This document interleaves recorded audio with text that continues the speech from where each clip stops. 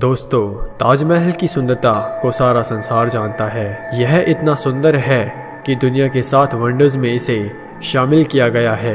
इसलिए दुनिया भर से टूरिस्ट इसे देखने आते हैं और निश्चित तौर पर ताजमहल भारत देश का गर्व है। पर आज हम आपको ताजमहल की कुछ ऐसी बारीकियों के बारे में बताएंगे जो आज तक किसी ने भी आपको नहीं बताई होंगी। रहस्यमय बेसमेंट्स।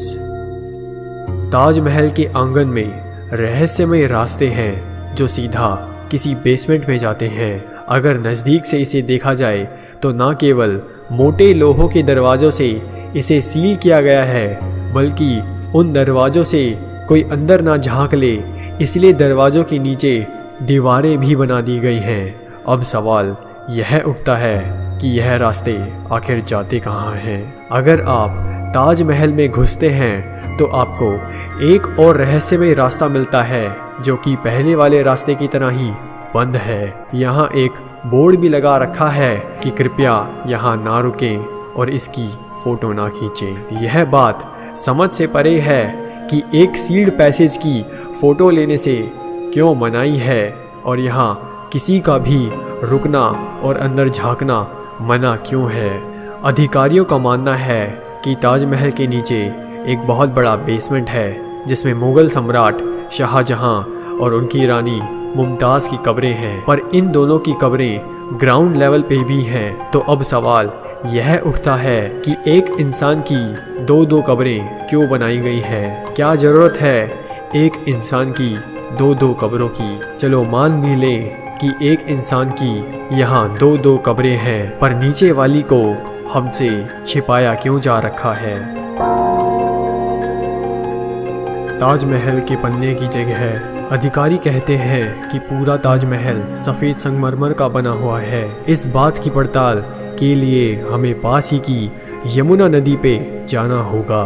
यहाँ ताजमहल को देखने से आपको पता चलेगा कि एक बहुत बड़ा बेस है जिस पे ताजमहल टिका हुआ है, जो कि लाल सैंडस्टोन का बना है। बल्कि ताजमहल के पास की सारी बिल्डिंग्स रेड सैंडस्टोन की ही बनी हुई हैं। नदी की तरफ से देखने पे पता चलता है कि एक रेक्टेंगुलर साइज का एंट्रेंस है जो सीधा ताजमहल की बेसमेंट में जाता है। इस बात का पता 1974 में सबसे पहले पता चला था जब एक अमेरिकन टूरिस्ट ने इस जगह की तस्वीर ली थी।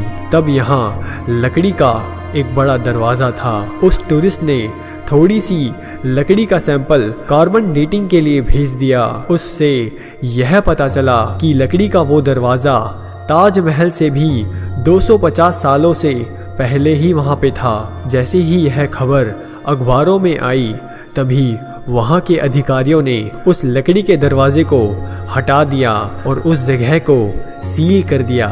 यह सवाल समझ से परे है कि गवर्नमेंट ने ताजमहल के अंडर जोन के सारे रास्ते क्यों बंद कर रखे हैं। यहाँ के अधिकारियों का कहना है कि उन्होंने ताजमहल के सारे रास्ते इसलिए बंद कर रखे हैं जिससे हवा अंदर ना जा पाए और शाहजहां और मुमताज़ की कब्र जिन्हें प्रिजर्व कर रखा है उन्हें नुकसान ना पहुँचे। और उनका यह उत्तर साफ गलत हो जाता है क्योंकि ताजमहल के आंगन में जगह जगह वेंटिलेशन के लिए सुरंग जैसी नलियां हैं जिनसे हवा सीधा नीचे की ओर जाती है। इससे यह साफ जाहिर होता है कि वे बड़े एंट्रेंस जिससे आदमी अंडर जोन में जा सकता था वे उनने सील कर दिए और हवा अंदर जाए या ना जाए उससे उन्हें कोई फर्क नहीं पड़ता।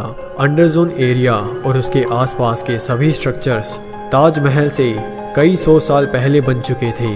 क्या शाहजहां ने ताजमहल को वहीं बनाने का फैसला इसलिए किया क्योंकि उन्हें वहाँ एक बहुत ही मजबूत बेस पहले से ही तैयार मिल गया था?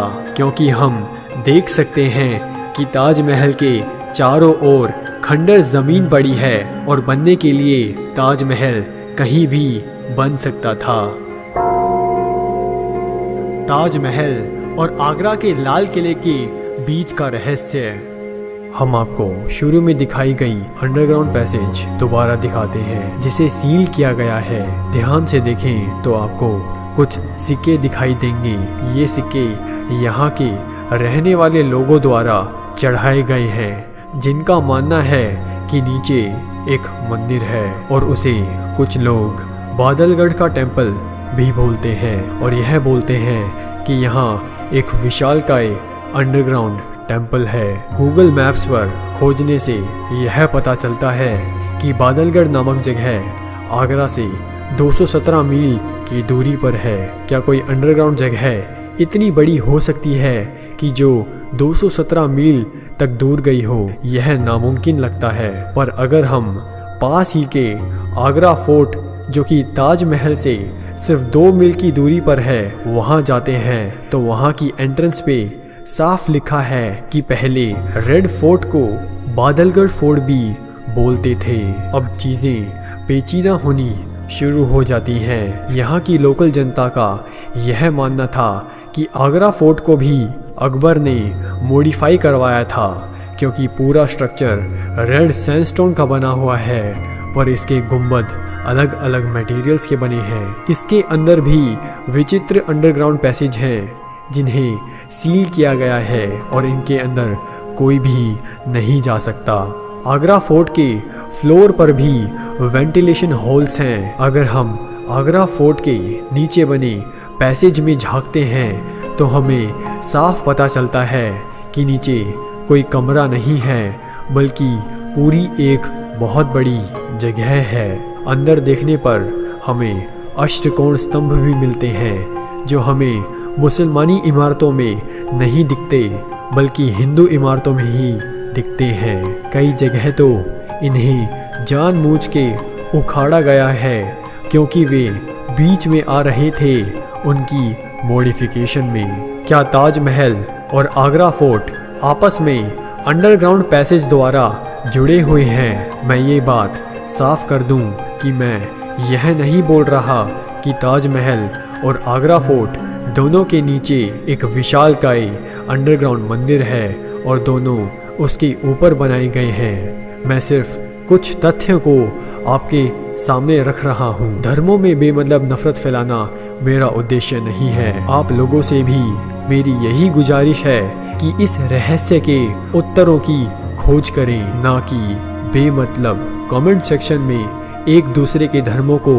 आलोचना दें। हम सभी से असली सच छिपाया जा रखा है, चाहे हिंदू हो या मुसलमान। क्या है इस विशालकाय सुरंग में? क्यों इन्हें गवर्नमेंट द्वारा सील किया गया है? सवाल बहुत हैं पर उत्तर नहीं। लेकिन सच बहुत दिनों तक छिपा नहीं रहेगा। सच कभी न कभी तो बाहर आएगा ही।